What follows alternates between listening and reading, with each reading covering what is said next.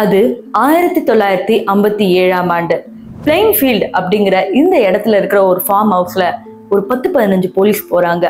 உள்ள போய் உடைச்சிட்டு உள்ள போனா பல ஹியூமன் ஸ்கல்ஸ், மண்டை ஓடுகள், அதுல சூப் இருக்கிற மாதிரியும் பல மனிதர்களோட ஸ்கின்னை வச்சு சோஃபா அதெல்லாம் தயாரிச்ச மாதிரியும், இதையும் தாண்டி லைட் லேம்ப் மேல மனிதர்களுடைய முகத்துல இருக்கிற அந்த ஸ்கின்னை மட்டும் கட் பண்ணி வச்சதாகவும் பல பிக்சரை பார்த்த உடனே அவங்க எல்லாம் அங்கேயே வாமிட் பண்ண ஆரம்பிக்கிறாங்க. இவ்வளவு தூரத்துக்கு கிரைம் பண்ணது யாரு? இத பண்ணதுக்கான ரீசன் என்ன? இதற்கு பின்னாடி ஒரு பெரிய விஷயமே மறைஞ்சிருக்கு. இதையும் தாண்டி இதை வச்சுதான் படமே எடுத்தாங்க அப்படிங்கிற பல விஷயங்கள் நம்ம பேச போறோம். அதுக்கு இந்த கிரைமை நீங்க என்னன்னு தெரிஞ்சுக்கணும்னா இந்த வீடியோ ஃபுல்லா பார்க்கணும். ஸோ வாங்க வீடியோக்குள்ள போகலாம். நான் உங்கள் சிவரஞ்சனி ரெட் டேப் ஹிஸ்டரியில இருந்து.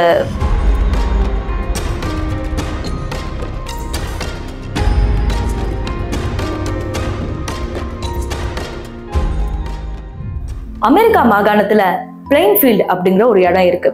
இந்த இடத்துல பாத்தீங்கன்னா புதுசா ஒரு குடும்பம் குடியேறி வராங்க. இந்த குடும்பத்துல இருக்கிற அம்மா அப்பா இருவருமே பாத்தீங்கன்னா நல்லா சம்பாரிச்சிட்டு இருந்தாலும் போக போக லாஸ் ஆனனால அவங்களுக்கு வேற வழி இல்லாம சரி விவசாயம் பண்ணலாம் அப்படிங்கிற மாதிரி பிளைன்ஃபீல்டுக்கு வராங்க.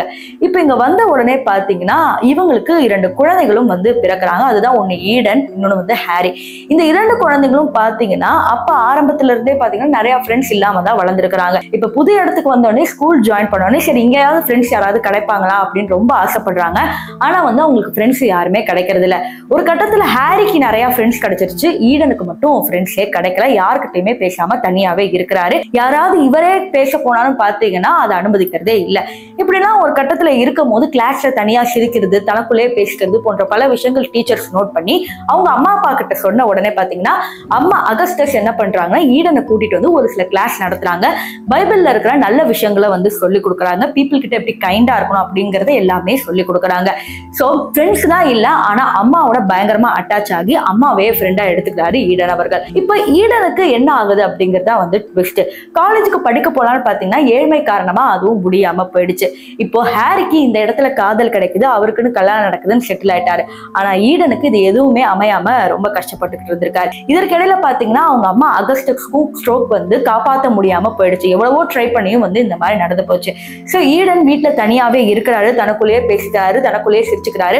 அம்மா இல்லாம ரொம்ப அழுகிறாரு, ரொம்ப கஷ்டப்படுறாரு. யார் என்ன கேட்க எதுவுமே யாருமே கிடையாது. இப்படி இருக்கிற இந்த நிலையில தான் பாத்தீங்கன்னா சரி ஏதாவது படிக்க ஸ்டார்ட் பண்ணுவோம் அப்படின்னு சொல்லி கொஞ்சம் மிஸ்டீரியஸான இந்த கனபிலிசம் சம்பந்தமான புத்தகங்களை படிக்கிறாரு. கனபிலிசம் அப்படிங்கிறதுனா மனிதர்களை சாப்பிடுறது அப்படிங்கிறது நம்ம எல்லாருக்குமே தெரியல. அதுக்கு சம்பந்தமான புத்தகங்கள், அதையும் தாண்டி அவர் நிறைய ஃபேண்டசிஸை மனசுக்குள்ளேயே உருவாக்குறாரு. இது இப்படி பண்ணா நல்லா இருக்குமே, இப்படி பண்ணா நல்லா இருக்குமே அப்படிங்கிற மாதிரி. இப்ப அவருக்கு அம்மா இல்லாத ஏக்கம் இருக்கிறனால என்ன பண்றாங்கன்னா இப்ப உடனே கொலை பண்ணா நம்மள போலீஸ் கண்டுபிடிச்சிருவாங்க அப்படின்னு சொல்லி நிறைய கிரேவ், அதாவது பாத்தீங்கன்னா புதைச்சிருப்பாங்க பாத்தீங்களா, அங்க இருந்து பாடிஸை கொண்டு ஒவ்வொரு பார்ட்டா ஸ்கின்னை மட்டும் எடுத்து தனியா ஒரு கோட் சூட் மாதிரி தைச்சிருக்கிறாரு.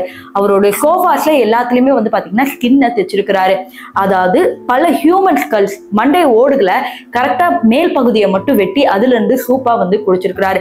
அவரோட இடத்துல எல்லாமே ஹியூமன் போன்ஸா இருக்கு. சோ இது வரைக்கும் எந்த போலீஸ்க்குமே சந்தேகமே இல்லை. ஆனா பல கேஸ் எப்படி வந்துச்சுன்னா இந்த மாதிரி எங்க அம்மாவை இங்கதான் புதைச்சிருந்த 10 வருஷம் முன்னாடி, என்ன திடீர்னு காணோம் அப்படிங்கிற மாதிரி கேஸ் வருது. அடுத்து நேத்து புதைச்ச ஒரு பாடியை காணோம், என்ன சார் நடக்குது அப்படிங்கிற மாதிரி again and again police case வருது. ஆனா போலீஸ் அதை பெருசாவே கண்டுக்கல. எப்ப போலீஸ் இதை கண்டுக்கிறாங்கன்னா மேரி அப்படிங்கிற ஒரு பொண்ணு, இன்னொரு பொண்ணு காணாம போறாங்க. அதாவது சூப்பர் மார்க்கெட்ல காய்கறி பர்ச்சேஸ் பண்ண வந்த ஒரு பொண்ணு திடீர்னு காணோம். அவங்களோட பையன் மட்டும் ஈடன் அப்படிங்கிற இவரை பார்த்தாச்சு. இப்போ பாத்தீங்கன்னா அந்த குட்டி பையன் போலீஸ் கிட்ட எல்லாத்தையுமே சொல்றாங்க. இப்போ அவங்கள அடிச்சு ரத்த காயம் போன இடங்கள அப்படியே ஃபாலோ பண்ணிட்டு போனா அந்த ஃபார்ம் ஹவுஸ் வருது. அப்ப அந்த ஃபார்ம் ஹவுஸ் உடைக்கும் போதுதான் இவ்வளவு பெரிய விஷயமே போலீஸ் கண்டுபிடிக்கிறாங்க. இப்ப ஈடனை பாத்தீங்கன்னா கண்டுபிடிக்கிறதுக்கு முன்னாடி ஈடனை விசாரிக்கிறாங்க அந்த சுத்தி இருக்கிற பிளேஸ்ல யார் யாரு. அப்ப ஈடனை விசாரிக்கும் போது ஈடன் என்ன சொல்றாருன்னா எனக்கு எதுவுமே தெரியாதுங்க, நானே அம்மா இல்லாத பையன், எனக்கெல்லாம் யாருமே கிடையாது, நானே வீட்டுல என்னமோ விவசாயம் பண்ணி பழைச்சிட்டு இருக்கேன் அப்படிங்கிற மாதிரி நல்லதா பேசி வெளியே வந்துட்டார். ஆனா அவரோட வீடை போய் செக் பண்ணும் போதுதான் இப்படி ஒரு விஷயமே இருக்கு. சோ உலகத்துல பல சைக்கோஸை நம்ம பார்த்திருப்போம், ஆனா இந்த மாதிரி சைக்கோஸை நம்ம நினைச்சு கூட பார்க்க முடியாது. கிட்டத்தட்ட பாத்தீங்கன்னா 2 பேரை கொலை பண்ணிருக்கிறதா ஸ்டேட்மெண்ட்ல இருக்கு. ஆனா நிஜமாவே நிறைய பேர் இவர் கொலை பண்ணிருக்கிறதாகவும் பல புதைத்த இடங்கள்ல இருந்து பல உடல்களை எடுத்து இவர் சோதிச்சதாகவும் இருக்கு. இன்னும் பாத்தீங்கன்னா ஒரு சில விஷயங்கள்லாம் பிடிக்கலனா, அதாவது இப்போ உடல் பாகத்தை எடுத்து ஒரு சிலது பிடிக்கலனா திருப்பி அந்த உடல் பாகங்களை மறுபடியும் புதைச்ச இடத்துல வச்சிருக்கிறதாகவும் வந்து அவரு சொல்லியிருந்தாரு. இன்னும் வேற என்னன்னா, இவர் 2 பேர் கொண்டாங்க பாத்தீங்களா, அவங்களுடைய ஹார்ட்டை தனியா சமைச்சே சாப்பிட்டு இருக்கிறாரு. இந்த மாதிரி ஒரு கிரைம் கேஸை நீங்க எங்கேயாவது பார்த்திருப்பீங்களா? இதன் பிறகு ஈடனுக்கு என்ன ஆச்சு அப்படிங்கிற ஒரு கேள்வியை நீங்க கேட்டிருப்பீங்க. ஈடனை அரெஸ்ட் பண்ணாங்க, அதுக்கப்புறம் சைக்காலஜிஸ்ட் கிட்ட காமிச்சாங்க, பல விஷயங்களை அவருக்கு நடந்த டிராமா எல்லாமே தெரிஞ்சது. ஆனா ஃபைனலி பாத்தீங்கன்னா ஈடனை கடைசி வரைக்குமே மென்டல் ஹாஸ்பிட்டல்லே வச்சிருந்தாங்க, வெளியவே அனுப்பல. கடைசியில அவர் அங்கேயே இறந்து போயிட்டாரு அப்படிங்கிறது குறிப்பிடத்தக்கது. சரி, இந்த மாதிரி கிரைம் கேஸை பார்த்து நீங்க என்ன நினைக்கிறீங்க? இந்த மாதிரி சைக்கோஸ்லாம் இருந்திருப்பாங்க நீங்க நினைச்சிருக்கீங்களா?